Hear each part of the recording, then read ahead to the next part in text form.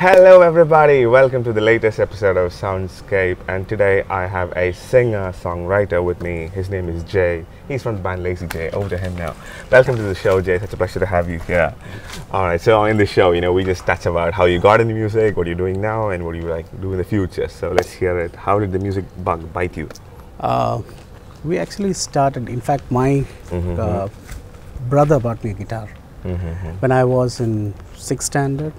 5th or 6th standard, I'm not sure. And he started learning guitars, and then when he started learning guitars, he brought a small Stel C guitar. It's a pretty old stuff. And I started fiddling it out, because I was basically into Carnatic music and all those things. My family was a bit into the traditional side of music. So yeah, I started fiddling it. I liked the sound. And more important is, I could communicate something, I could write something, even at that stage, like maybe a couple of words together. I started making my own stuff in those days. So that was interesting for me, because on the other hand, when you learn the classical stuff, you get to play or you get to sing somebody else's idea, and then there is a very, very narrow margin for any thing. Well, those are things very sacred or sacrosanct in Carnatic music. You can't do it. So that's the thing. So I started filling it out, and then in 10th standard, I was in Cochin for some time. So then when we moved to Trivandrum, I met Manoj. So Manoj is my drummer. So just to let them know who Manoj is. Manoj is their drummer. We've had him on the show some episodes back. So those days, I started listening to rock and roll. Same courtesy my brother. He started bringing in all the heavy stuff like Iron Maiden and Black Sabbath stuff to my house. I got addicted to it, and especially Led Zeppelin. And then went deep into it. I started listening to it, started liking it. First when you hear it, you get an aversion of this kind of sound. But then I started liking it, and once that bug bites you, I know. So going back. 40 years, 30 years, 50 years doesn't matter. It keeps building on you. So once, when I met Manoj, I had this crazy idea, let's start a band. Those days bands were like, there was no concept of a band. You had Carnatic music, and you had one or two, like 1380 was one band which was available there. That was in 1991. Early 90s. Yeah, early 90s. 91 to be precise. So we started with this crazy idea, okay, let's start a band. And then we pulled in some friends. And my college mates and all, we started pulling in. And we did a small show in MG College. So I studied in MG College for that matter. So we pulled in a small show which sounded good. People were very happy about it, but then we heard the recording of it, it was horrible. But then we really liked it. So from there on we started continuing with it. That was the formation, and then everything was a continuation of it. We both stuck together all these years. The others were like, they had gone and new people had come in, and we had lineups after lineups. But then that was So that was like the start, you mean? Yeah, it was start. 30 years. Right. So after you formed the band in 1991, how was it like? Did you land a record deal pretty much soon, or did you do live gigs around the country? No, it was tough job. We were there till 97 as a band called Autumn Leaf. I think some of the people here know it. And then 97 we had to literally quit, looking at the possibility. There was nothing available, and then we had to go for our jobs, daily chores. So it went on till 2008. Then we thought of reforming, like regrouping again, and then we regrouped, and then we started. I didn't have venues to play here or expose it. So what I did was I started looking at the internet sites. And thanks to the internet, it went really good in a few communities across the world. And then we peaked the charts there. So from there on, it has been a real solid ride for us, because we have our songs in, we were lucky to be in MTV, UK and VH1 USA.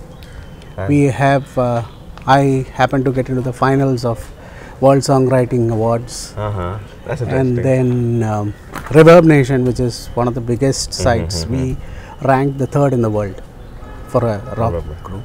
There are many things, many things. Our songs were played across, even now it's played across many radios, across 100 countries it goes. So whenever we released a song, there used to be good response. And yeah, in 2015 we thought of making it as Lazy J because the other 2 people in the band were not able to come on a regular basis.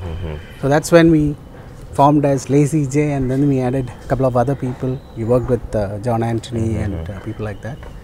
And we brought people from Sweden, Canada. We toured here as a band called Lazy Bison. There's all our effort from Lazy J.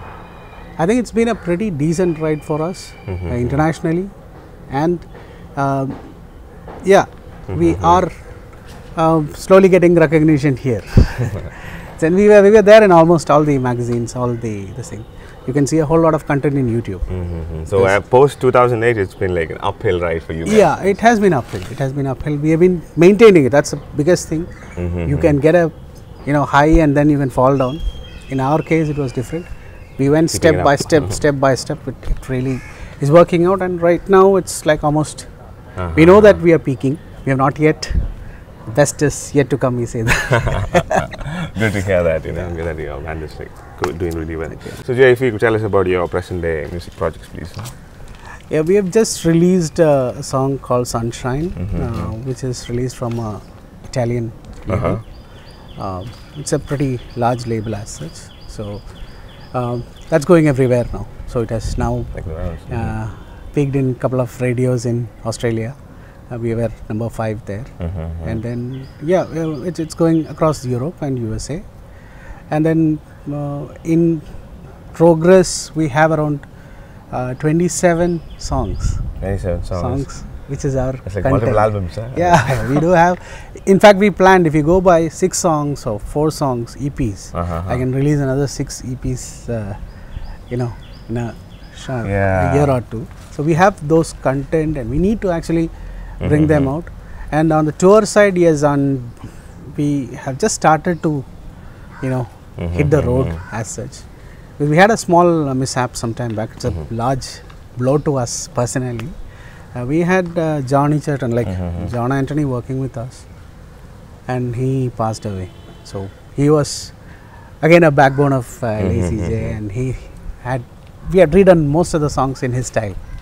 So when he moved out, he expired, then we didn't have a clue what to do. So we had plans actually to go from here to Thailand, from Taiwan, from there to for a world tour. So all these things were planned. That was the time when this happened. So then now we took some time to regroup, and now we are ready to hit the road again. So we are having a show on December 13th in Bangalore.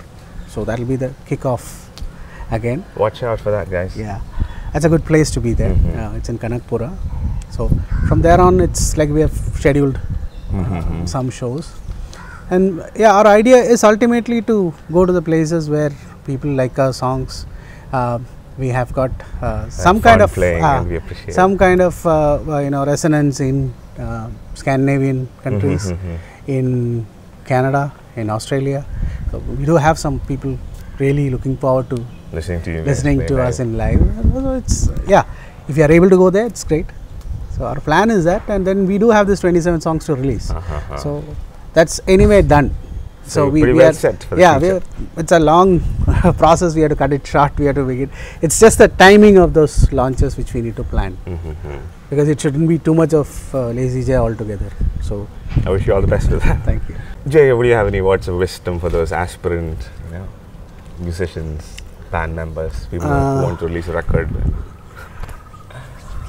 Words of wisdom? I won't say words of wisdom, but maybe a friendly request or advice is that if you are in it, dig it out.